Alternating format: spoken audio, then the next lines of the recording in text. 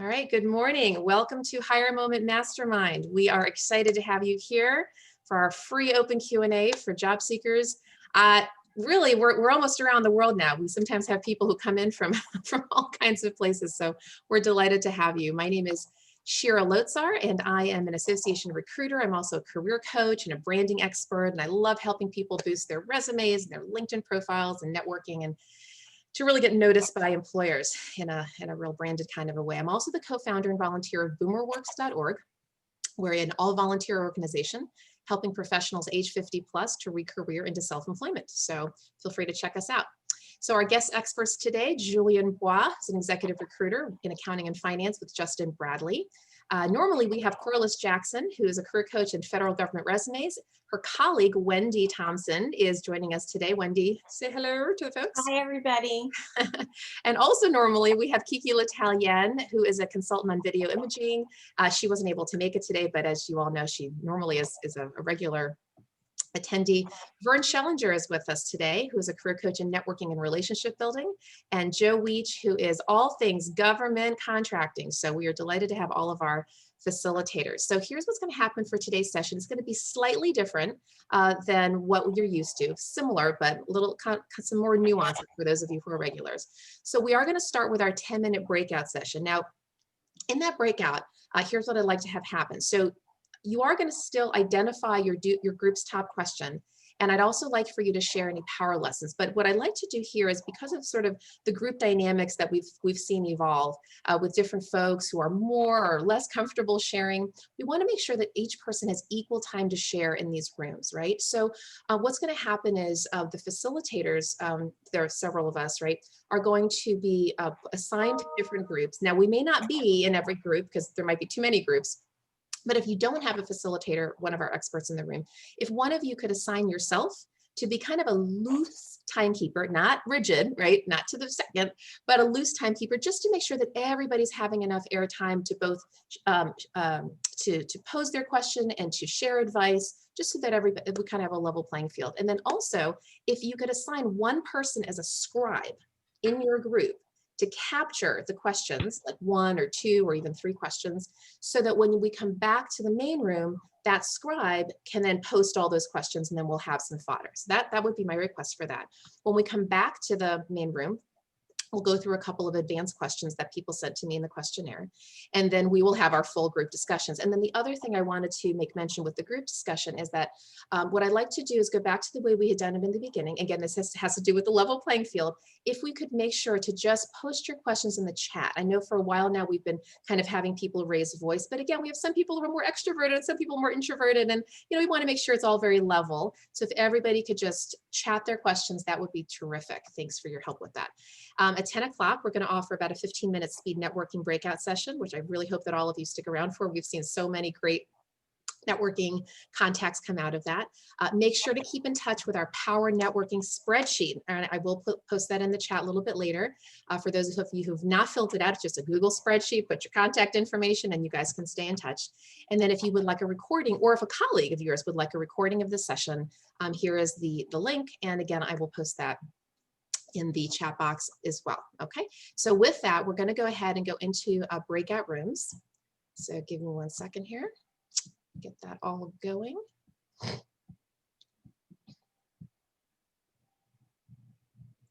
We're going to try to keep the breakout rooms a little bit smaller so that people have opportunities to chat. And you're going to have 10 minutes, and make sure to hit the blue join button when you see your join room.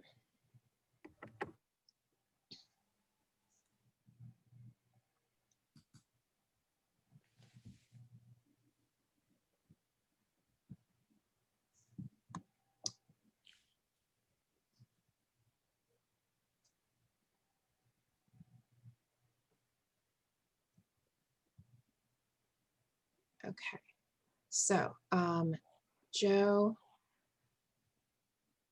actually, I'm going to keep you where you were. So if you can go ahead and just grab your, hit Oh, your. I lost it. I thought you said to click the. That's okay. All right, so you did as well. All right, so let me reassign you. Joe, do you have a new one now? I do. Great, and Vern, you're going to have a new one too. Okay. And Wendy.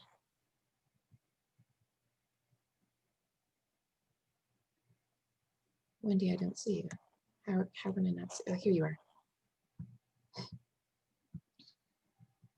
Okay, Wendy, you should have a new one as well. Okay.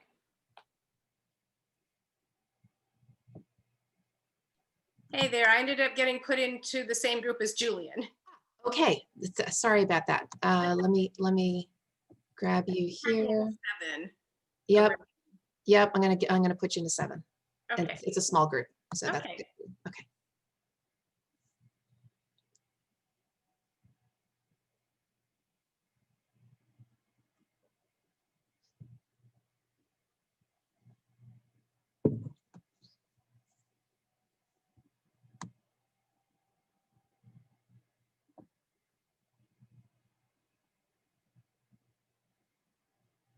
And for those of you who are on this recording, feel free to fast forward about 10 minutes and you will pick us back up in the main room.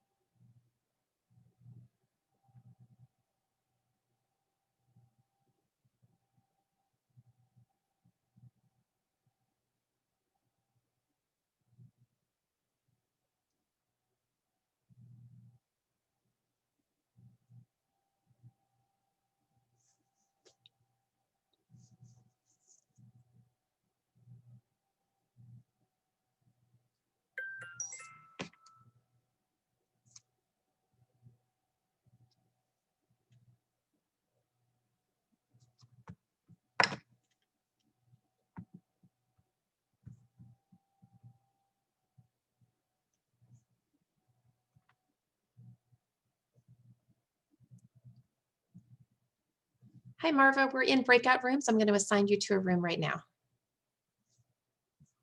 Thanks so much. Sure thing. Oh, Julie.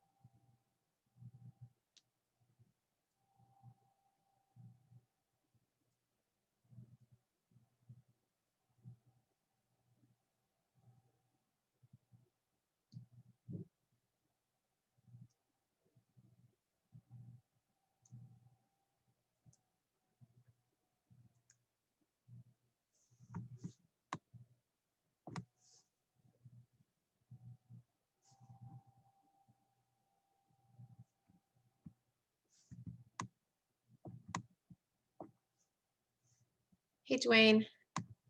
Glad you can make it in. I'll go ahead and assign you for just have a couple more minutes left of a breakout room. All right, I'll assign you to one.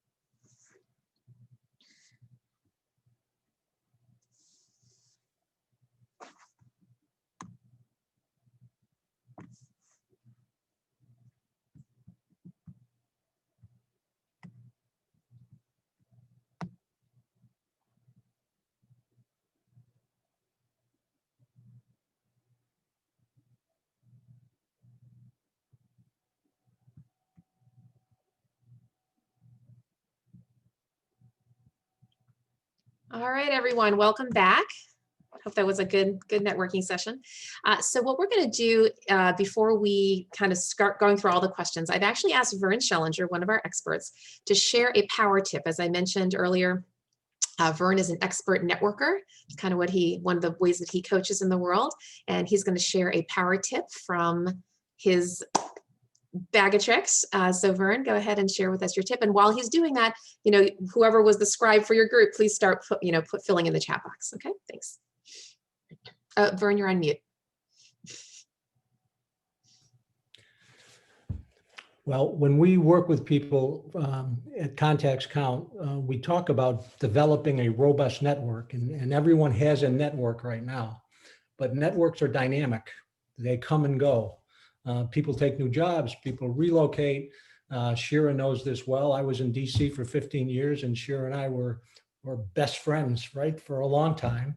And we kind of lost touch with one another. And somebody in this group who was a participant who landed a job said, Vern, I think, Shira is losing one of her experts. She says, I think she recommended me as somebody to be this group. And so Shira and I are now reconnected. And we probably didn't talk for how many years? Oh, a long time. 6 years, right? Yeah, long time. So Shira and me are what we describe as dormant relationships. These are people in your network that were part of your network, but they're no longer your network. Could be a former boss, could be a former colleague, whoever it is in your dormant world that you haven't talked to in a long time. I encourage you to reach out to some of those people because they've followed a different path. They've learned different things. They're probably aware of maybe opportunities that you're not even aware of. And so spending some time reconnecting with them would be a good use of your job search efforts. And you'll be amazed at how quickly you guys will reconnect as if no time has passed at all. In fact, not only did Vern and I reconnect here, Julien and I reconnected. Joe and I, we actually, all three of us actually had the same length of time. I hadn't seen any one of them in a long time. And just through circumstances, they came back in my world and I said, oh, wait, I've got this Friday morning group. I think you'd be great for it, right? And we caught up and it was really like literally no time had passed at all. So definitely, I really want to underscore what Vern is sharing. Please, please go back and just rekindle those relationships. They can be terrific. Okay, so before we jump in, thank you, Vern. So before we jump into the questions, which I see are pinging all along, so we're going to have a pretty robust discussion. I did want to go ahead and pull up a couple of questions that were from advanced questions. So there's a questionnaire, as some of you might have saw in the meetup announcement, that you're welcome to use in advance. And I'm just going to read them both and we'll go ahead and just quickly answer them. And they're a little bit lengthy, so I'll just bear with me. So the first question is, overall, I'm progressing with interviews with some companies. In a small number of cases, the company recruiters are complimentary of my background for the role and mention what the next steps are, and that they'll schedule a time with me for the hiring manager. After I email a thank you, in a small number of cases, the recruiter's actions did not reflect what they said, and I got a nice thanks but no thanks email. What is your advice? So here's the thing, the whole recruiting process is fluid. It's not only fluid for them, it's actually fluid for you too. So on their side, on the recruiter side, things change, right? So they might have met you and at the time you were just the best candidate ever. 2 candidates later, somebody else came about that had maybe a little bit more experience, was a little bit of a better fit. And just really due to time constraints, the recruiter might have said, look, I now have 10 candidates who are great. The hiring manager doesn't have time to interview all of them. I can only send in 5. So unfortunately, your candidacy got dropped off. And the reverse is also true. Let's say you're interviewing with multiple companies, and you accept an invitation for an interview or a second level interview, what have you, with a company, and something happens on your end, and you have an opportunity that's a better fit for you than this one, or maybe even you got a job, and then you have to go ahead and do the thanks but no thanks to the employer. So it really can happen on both sides. So I just wanted to open that up to my experts here. Does anybody have a different way of framing that? Julien, for example, because of course you're in the recruiting world as well. No, I think you hit it right on the nail on the head. Is that the English expression? Yeah, the nail on the head. Yeah. there's another thing too, but that's part of human nature. Sometimes people, even recruiters, do not handle conflict well, and they want to please everyone. And sometimes they'll tell you one thing and they That's do true. another thing. That's That's true. unfortunate, but That's true. Yeah, that's true. And Joe, you had something to say as well? Yeah, there's one more thing, and that's that this has happened to me, where the recruiter is so excited, couldn't wait to put me in front of the hiring manager, but other candidates ended up advancing prior to them being able to present me to the hiring manager. So they decided that they had, 3 good candidates, so they weren't going to entertain anymore. Right. So a lot of times it's not about you. That's It's right. just about where they are in the process. So the recruiter's not being deceptive or incompetent. It's just that they feel just as enthused about your candidacy, but it didn't work out to meet with the hiring manager. Yeah, So it could be a that's not timing issue. personal. Yeah. Yeah, and having sat in HR for a long time and looked at a lot of resumes and decided who's getting interviewed and who gets the job, I just echo what Shira said. It's fluid and there's just so many different things that can happen inside the organization that you're unaware of, and it's not because they didn't like you or they weren't being truthful with you. Sometimes, as Julien said, maybe they're not, but things change and again, there's only one position and there's, Lots of candidates. a lot of candidates. And so it's the nature of the beast. and Not so great on the job seeker side, but that's the way it is. I would add something very important. In my opinion, always be very gracious in defeat. No matter what the circumstances are, just write a very nice note saying, thank you so much for the opportunity. I think this is I hope you find it. Anyway, be always very gracious. People will remember you for it. I cannot tell you how many. And you could even say, and feel free to consider me for this or future opportunities should things change. Yeah. And they will. Especially if you were a runner-up candidate and they liked you just as well, but for whatever reason it just didn't work out, they will be happy. In fact, they'll be grateful if they can come back to you and you have a gracious attitude about it. Exactly. All those notes go into an ATS. So just so you know, what you send is going to be written down in an ATS, and people will look at you maybe a year from now like, oh my gosh, that person was so gracious and nice. Maybe I should reconnect with them. Yes. Yeah, Right, I've gotten a lot of Dear John emails getting the job, but I was always very gracious. Even the guy, we agreed on something the first time and he totally changed his tune the second time. I was, oh, great point. So I ignore a lot of it. So. Great. So I know we have a lot of questions in the chat, but I am going to just go very, very quickly address one more advanced question, then we'll jump in. This other advanced question says, and it's a little unusual, so you have to bear with me here. Person says, I've been approached by a corporate recruiter about a specific opportunity with a company where I was an employee almost 50 years ago, 50. They have a pension. I was not vested, but my previous time might still count. It could impact vesting and other benefits too. I did have a political/organizational impact within a division then, which might still impact hiring. How should I approach conveying that? I don't want to be disqualified based on age. I don't want to put them in an awkward position on age either. I don't know what records the company might have. So, and I actually saw already there was some ageism chatting here that some of you guys were bringing. So I'm going to address this and then I'll address ageism just in general, and then we can jump into the rest of the chat. So in this particular situation, unless this vesting situation that this person mentioned is a make or breaker for you, like meaning you won't take the job unless you get vested, which I doubt, I'd imagine it's just simply a question. If it's not a make or breaker question, I would wait on it. I would literally wait until hopefully you get the job and then you bring it up with human resources, right? So then it's not an age discrimination issue. They've already hired you based on your qualifications. Then you can say, hey, by the way, this was my situation 50 years ago. Is this an issue? So that's how I would address that. But since ageism has come up, I think in a few of the questions here, look, we all know it is an issue. I'm not gonna sugarcoat it. It is what it is. It's an unconscious bias for all kinds of reasons that we could get into. What I really want to more address is what can you do to overcome it, okay? Number one, and we've talked about this before, and I'll say it again, you've got to watch your resume. Okay, so on your resume, you only want to go back so far. My personal opinion is about 20 years. Different recruiters, different coaches have different perspectives on that. I say about 20, here's why. If you are of a certain age, okay, you have a lot of relevant experience. If you only go back, let's say 10 years, which some people recommend, it actually could underqualify you for the roles that you were looking for, particularly if you're looking for something where you're going to be a little bit more of a senior level role. 10 years of experience isn't too much. So 20 years to me is about right-ish. Ish all kind of depends on on your situation. If you have experience that you really feel needs to be highlighted in your resume, and you don't want to age yourself, you could have a section at the bottom that you call prior experience and simply list company title, no dates. But the only reason why you'd want to do that is if you come from a background that is very, very germane, where it really enhances your story. So one time I had a client, I was writing her resume, and she was in the communications field. And in her particular case, she really wanted to let people know that she started out as a journalist.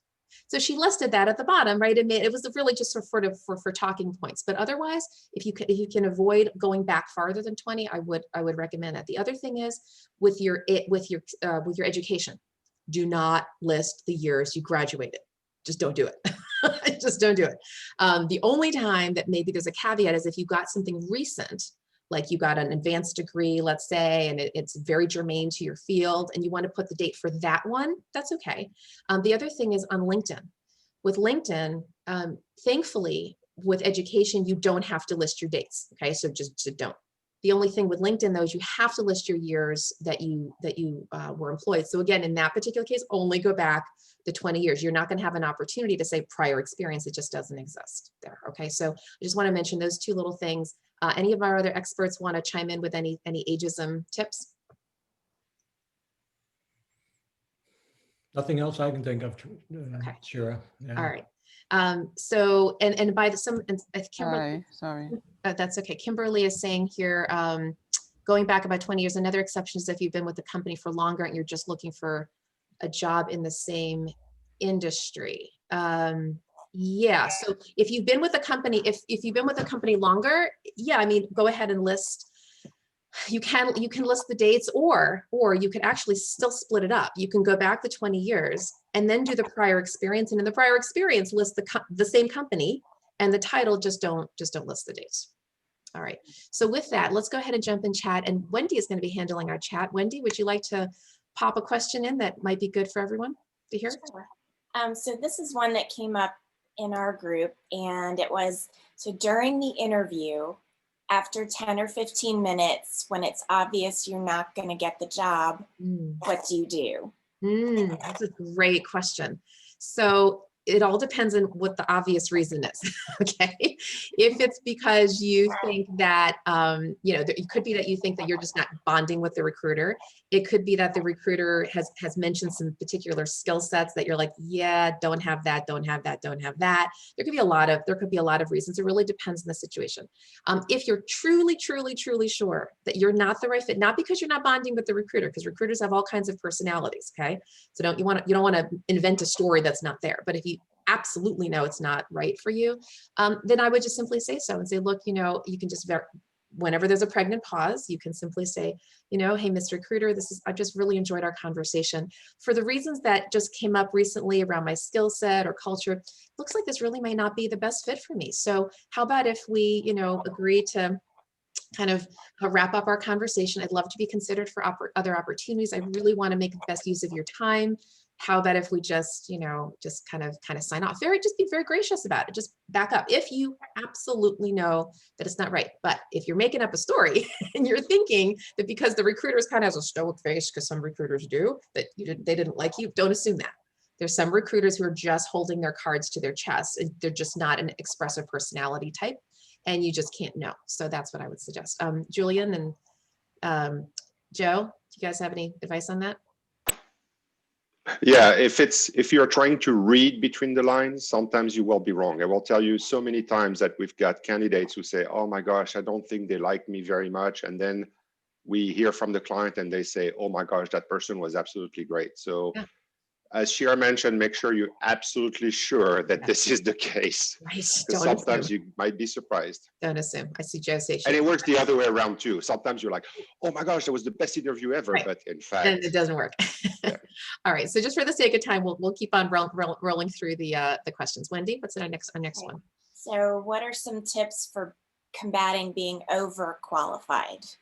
Yeah, that's a great one. I actually am dealing with that situation literally as we speak. So I'm doing a search right now, and one of the candidates that is under strong consideration on paper is very overqualified. So overqualified that I mentioned something in my initial email, and I'm like, look, title's different, and the salary I presume is going to be different. And this person was just so interested that she really kind of came through and said, look, here are my specific reasons why I'm interested in this role. I realize that the salary might be less. I realize that the title, and in her particular case, because she just has a love for the industry. And so she convinced me. And then I in turn convinced the employer, and now she's one of the top 2 candidates. Okay. So you got to be transparent when if it's something that you're really, really interested in, you feel like you're overqualified, but there's a reason why you're not, why the role is still you feel is going to be right for you, meaning you're not going to be settling for it. You're not going to be knocking down the employer's door in 6 months and saying, promote me or give me more money, but it's truly the right position. Maybe you're at a stage of life where you want to scale back a little bit, not, kind of do nothing, but you don't want necessarily the pressure of maybe a senior level role, or whatever the reason is. You can explain that in the cover letter. If you get the overqualified response, then you could follow up with an email, and hopefully it'll work. Not everybody's as open-minded, but hopefully they will be. Sure, I would just add to that. There's also a bias on hiring managers' parts there, because the fear is, I'm going to hire this person. They're only looking for this job. They're going to be here 6 months until they can find the better job. That's right. And that is and I've dealt with that within the organizations I've worked for in HR. And even if the person that, as you just described, made a great case for why this is the right job for me, they still don't want to hire this person. Well, and in fact, even in the situation I'm dealing with right now, as open-minded as the hiring manager is, a little bit of her bias kind of came out to me privately saying, well, is this person going to be sort of set in their ways? We want someone who's flexible. I mean, there's a lot of unconscious bias that kind of comes out. And as a third party, I was able to kind of tussle a little bit, say, yeah, well, let's look at this a little differently. And so she's still in the running, but yeah, you're going to have to be aware of these things and try to do your best to overcome them in the process. You got to take the recruiter side too. They're going to hire this person. They know they're leaving in 3 to 6 months. Then they have to do this whole process over, even though it's their job. They don't want to do this task again too. So. Right. So they're making an investment in the process. And so whenever you're in an interview process, always try to walk a mile in the employer's shoes. It's not just about you and your career goals. It's about them and their business goals. What's going to be the best risk mitigation for them, as well as the best opportunity for you. So, all right. Wendy, next question. One question on that. Is that something you would address in a cover letter too? Yeah, I would. I'd overcome it immediately. In fact, I just helped somebody, one of my coaching clients, with her resume or with her cover letter. And actually what I recommended that she do is in the cover. So right now she's a VP, but the level that she's applying for is a director. And I said, have a statement that actually that explains and boldface it, like in the cover letter, actually bold the explanation, basically overcome the objection before it even. Right. Okay. Great. Okay. We've talked about this before, but I think it's worth repeating. And so that's the best way to leverage LinkedIn connections for open positions. Right. All right. So there's a whole art and science to this, but the whole concept here is to find an internal champion. That's the phrase, internal champion. And the best way to do that is to pop the name of the organization into the search bar in the upper left-hand corner, hit enter, and then hit the people tab. So it's going to be the people that'll come up who work in that organization. Now, first of all, you want to try to do your best to figure out who the hiring manager is. If you can somehow suss that out from the job description, figure it out, that's the best scenario. And then what you would do is you would look for that person in that list of employees. If that person, hopefully, is a second level contact, open that person's profile. So let's say hiring manager is Sally Smith. Open up Sally's profile. Right underneath her name and title, there's a section that says highlights. And under highlights, it'll say mutual connections. And if you're a second level to Sally, you will have at least one mutual connection. You might have a lot, you never know. And so if you open up that list of your first levels, meaning the people that are connected to Sally and they're connected to you, number one, try to find the best person who you're closest to, who would do you a favor, who you think would do you a favor, and ask that person if they would recommend you for the role. Now, I have to be careful on how you say this. because the person that might be your first level, let's say that person's name is John. John may not know your work very well. So John may not actually be able to actually recommend you. So what you can do is say, hey, John, by the way, I would write John an email, not through LinkedIn, because they may not be checking their LinkedIn. And if you want to find out John's email, if John's your first level contact, open up John's profile, hit the contact info button, and John's email should be there. 98% chance there. Anyway, email John, say, hey, John, hope all's well. I recently applied for a position of X at company Y. I noticed that you're connected to Sally Smith. Would you consider forwarding my resume and cover letter, attach it, to Sally for, here's the expression, for extra consideration? Not would you recommend me for the role, because John can't really recommend you, but he could send it to Sally for extra consideration. And that way your resume gets plucked out of the database, which otherwise would go into cyberspace. And now Sally, and now John is basically, if you will, virtually marching your resume over to Sally and saying, hey, Sally, would you consider Wendy? Now, you can do it if you can find the hiring manager. If you can't figure out who the hiring manager is, or the hiring manager is a third level to you, in which case you're not going to know who the first level intermediary is. If you have a second level contact somewhere else, connected to HR, connected to somebody in that department, hopefully, as close to the hiring manager as possible, do the exact same thing. Would you get my resume for extra consideration, and then move it along to at least closer to HR or closer to the hiring manager? That is one of the best things you can do. In fact, absent of doing that, it is actually there's a great likelihood that you won't get noticed, because these days there's so much competition, even pre-COVID, right? Hundreds of candidates apply for the same job. How do you get noticed? It's all about who you know. And even if you don't know that person well, they could still do you a favor. All right, so I know we don't have much time. That's why I'm just going to try to keep running through this. If other different kinds of topics, Wendy, that you're seeing?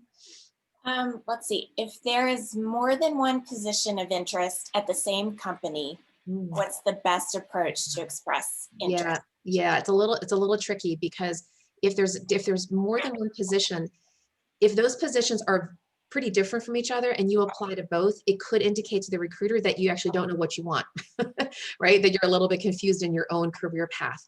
So you have to be very careful. If the jobs are very, very similar, maybe it's almost the same job in different divisions, that's fine. But if they're really divergent, be very careful, because if the recruiter sees that you've applied for both, they're gonna be like, they don't get it. Julien, I know that you tend to work with a lot of larger companies. Do you have any advice on this specifically?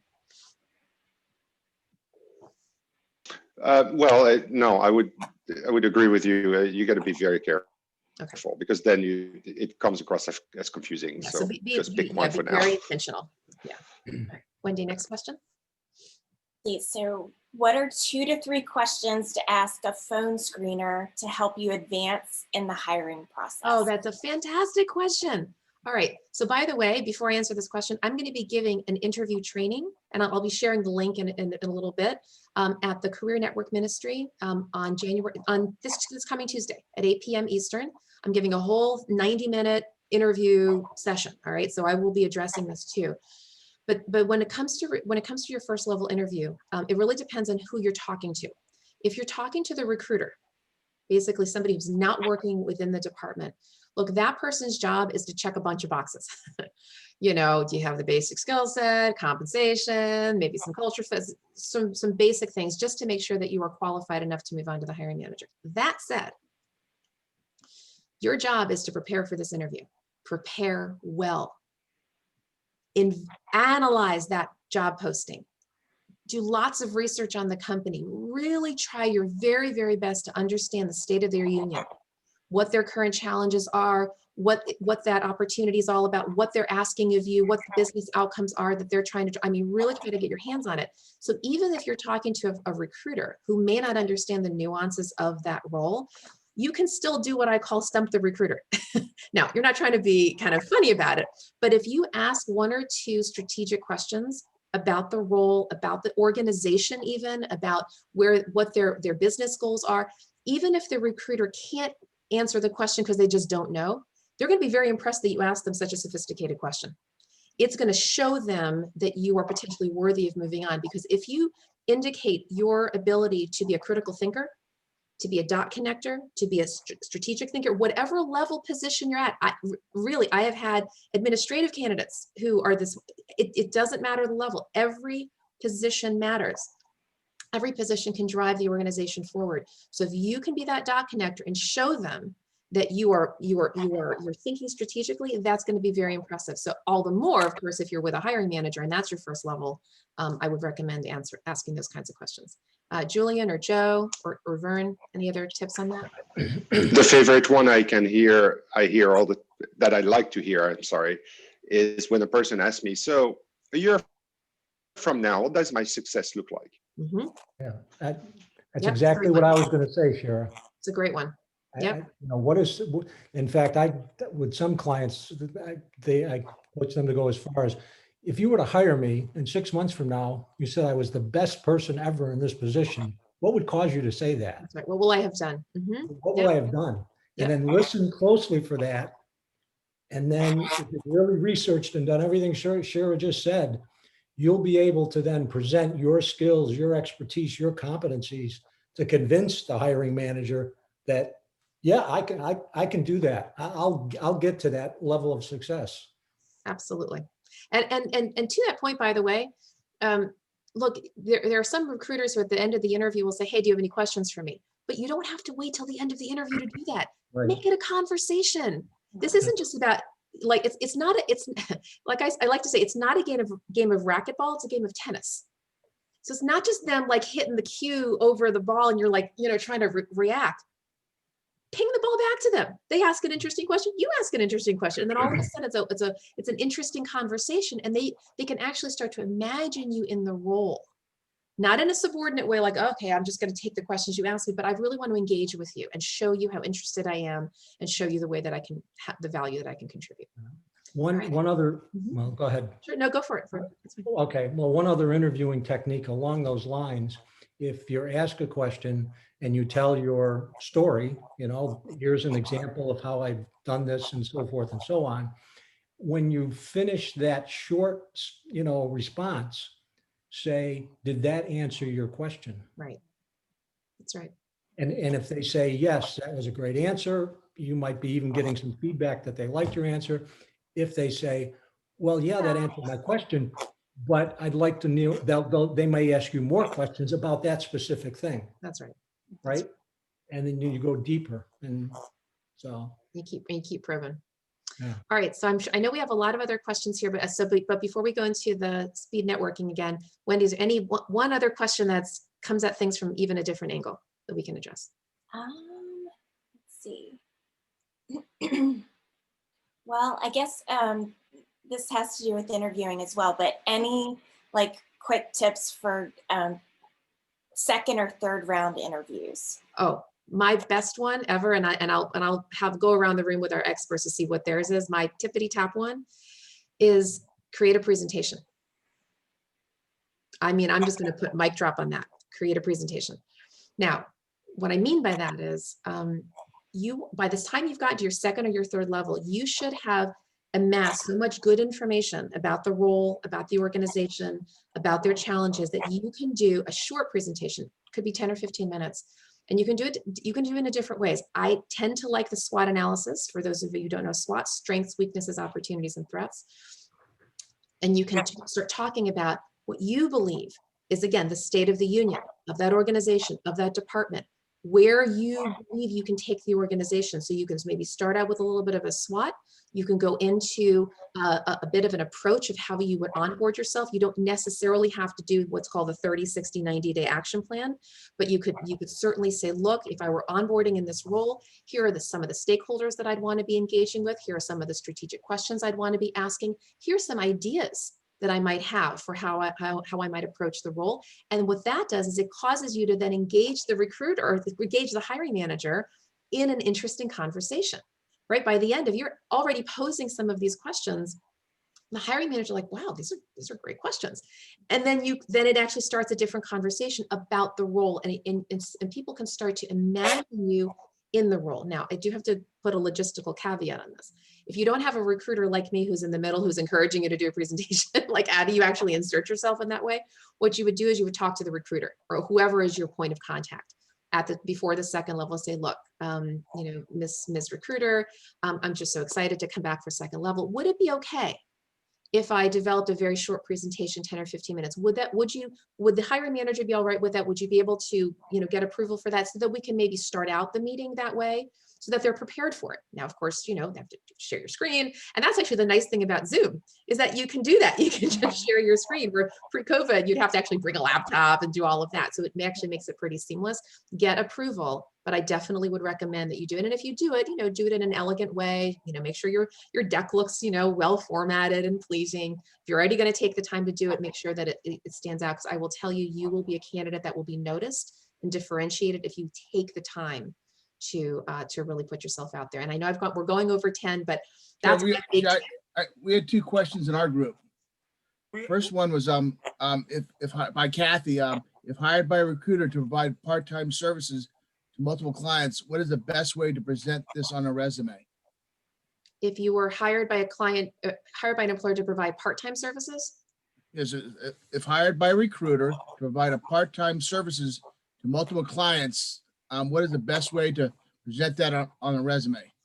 I'm still not sure if I completely understand it, but I think that if you're in one company and you're going to do part, I'm still not. Shira, she had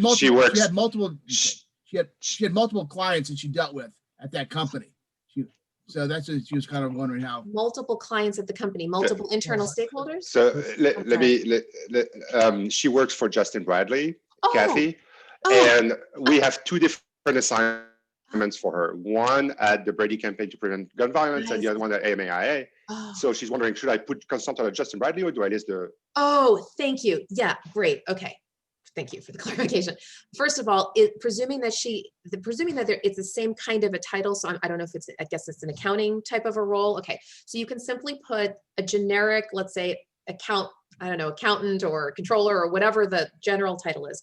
Underneath that, I would say in parentheses, contracted through Justin Bradley. And then underneath it, just list presuming that it's okay to list the names of the clients, because you'd have to, sometimes that can be confidential, then just list the clients underneath it. So an overarching title, contracted through Justin Bradley, and then a little description provided part-time contract services under the staffing firm, and then list the different, the different opportunities. Okay, so with that, we're a little over. I got a second question from Harrison. He's new to the group. He says, best way to leverage LinkedIn connections for open positions. Right. So I thought actually we just addressed that one. Not sure if you. I'm sorry about that. Yeah, that's okay. I think Shira, if you don't mind, I think there's one that came in about group that we felt like it was very compelling, and the question was, how do we close the deal at every stage of the process? Because right. So if you closing the deal. So closing the deal has to do with you both expressing your interest as well as getting the employer to reaffirm their interest in your candidacy. So at the end of the interview, there are different things you can do. One of the main things you can do is say, so Mr. Employer, this has been great. It's been a great conversation. What did you find most appealing about my candidacy? Right? In the conversation. What were the things that you think really makes me a good fit for this role? So what that does is it infuses sort of this positive kind of a reaffirmation so that the employer is saying, oh, wow, well, actually, yeah, this. The other thing too is after you get the positive, then I would go the other way. And I say, is there anything about my candidacy that gives you cause for pause? And that's actually a sales technique, because what you're doing is you're eliciting the objection to overcome it, because they could have an objection and not share it with you, and you don't even know to address it. So what was most appealing to you about my candidacy? And then is there any cause for pause, anything that I can address? And then finally, what are the next steps in the process? That's the way that I would handle that. Okay. All right. So with that, let's go back into our breakout rooms. And again, we still want to make sure everybody has equal airtime. So if there's whether there's an expert in your room or not, just make sure that everybody's kind of flowing together. And I'm going to go ahead and recreate our rooms. And I hope this is, I'm trying to make it so that we have different people in different rooms. So hopefully this works. All right, where does that go? You have 15 minutes.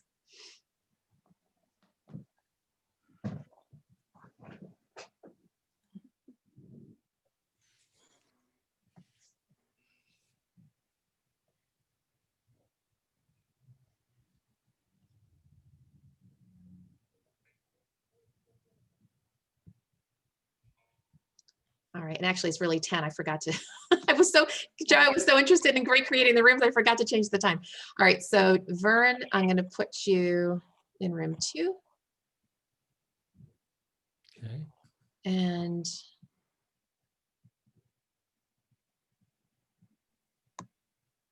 Joe, I'm gonna put you in room 4. No, I'm gonna put you in room 6. Okay. And Wendy, I'm gonna put you in room 7.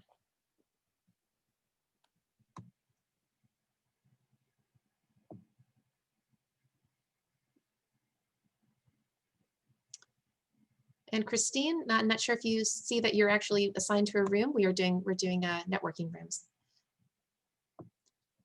Will be for the next 10 minutes or so.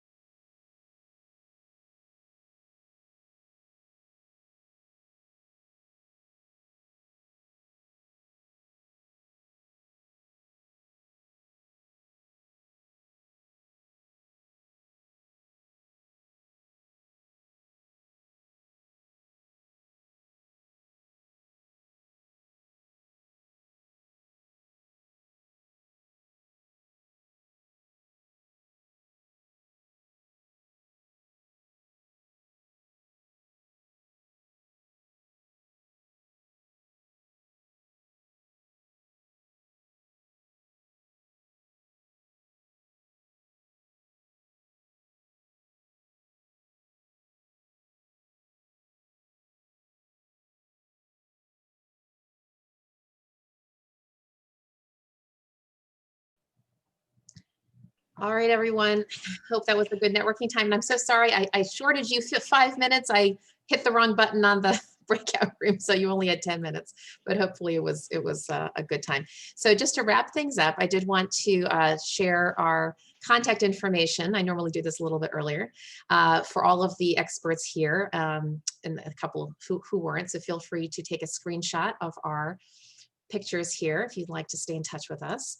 I also want to let people know about other free career opportunities that are here in the DC area, but of course, because of COVID, they are all online. Career Network Ministry, 40+, the Department of Labor, Maryland Department of Labor called POAC, Bang, Career Confidence, JCA.